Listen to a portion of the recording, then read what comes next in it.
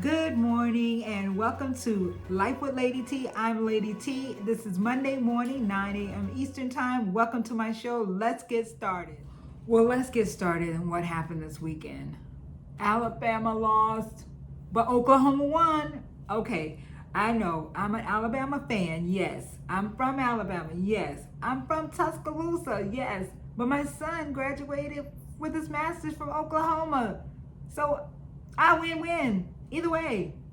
So yay, Oklahoma.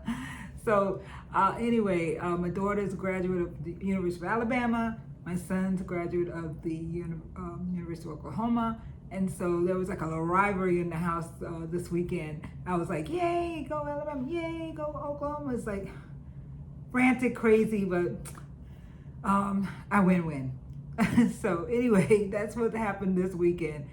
Sad for my daughter, for her team, but somebody's got to lose. So roll tide. So what else is in the news? Top stories, the shutdown.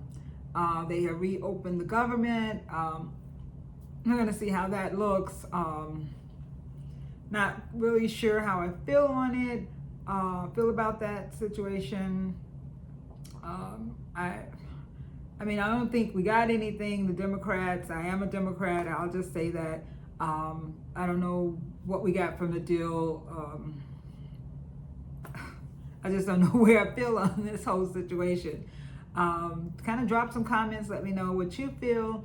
I'm glad that people are back at work. I'm glad that people are getting bonuses for working so hard, double shifts and things like that, overtime. I think the food stamps didn't get affected or did get affected, or I think people back with the food stamps, so that's a great thing. People are still in need though. I see on the news various locations are still giving out food, running out of food. Some of the volunteer locations that are giving out food have run out of food. So it's still a need for people to share what they have. If you have it, and if you can share it, if you want to share it, please find a food bank, carry it around in your car if you see someone. We recently did that. We had a burger and something that wasn't very nutritious, but it was something for someone to eat, and we just gave it to them. They were standing on the corner, asking for money or whatever that we had. And as we had, and the gentleman was so thankful. I mean, he really, truly was. So just because you see people out on the street, everybody's not out there because they have, that they want to be out there. They have to be out there. So I don't know their circumstances. Many of us don't know their circumstances unless we start talking to them, and if they're telling us the truth and they're not telling us the truth. You can't go by that. If you have something in your heart and you want to give it, just give it. Don't think about that. Oh, he might be this and that, or why is he out here? He probably got a car, this and that. You don't know that. You do not know that. You don't know who you might be giving a meal to, or a blessing to, or a prayer. Sometimes people just need a prayer. So keep that in mind. Keep that empathy, sympathy, all that going for people, because we need this in the world right now, and especially in the United States of America. Okay, so the Epstein files. The Epstein files is a big thing right now in the news. It's been in the news for years now, and can they just release the things? What's the problem? I mean, do they think, what's going to happen? I want to know. Is there really something in there on Trump or other politicians that we know, or stars that we know? Who knows what's in these Epstein files? What is so important to keep them a secret? Why are they so wanting to keep this a secret? Is it a whole thing to just keep us talking about it, or what? My curiosity's got me. I want to know. I want to know what's in there. What do you want to know? Do you want to know? Does it matter? Anyway, let's move on. Okay, so I heard some news a couple of days ago. Well, actually, I heard it maybe a week ago, that Puff Daddy, P. Diddy, Sean Combs, whatever his name is today. I'm not sure. We know he's in jail. I didn't know it was just 3 years though. I guess I forgot that part. Anyway, his birthday apparently was recently. He decided to drink some homemade wine that they make in prison. He decided to drink some homemade wine, drink some of that, and they caught him. So his punishment was 1 additional month onto his sentence. So instead of getting out of in May of 28 or whatever it is, he's going to get out in June of 28. So I just think it's crazy that he's getting out. I'm not really sure why.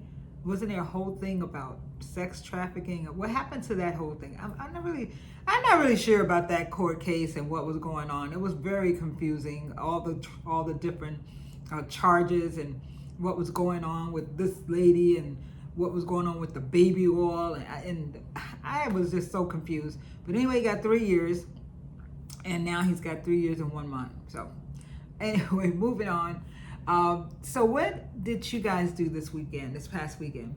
So I went, actually started Thursday, went to the Space Center, Kennedy Space Center here in Florida. It was so exciting. I learned so much.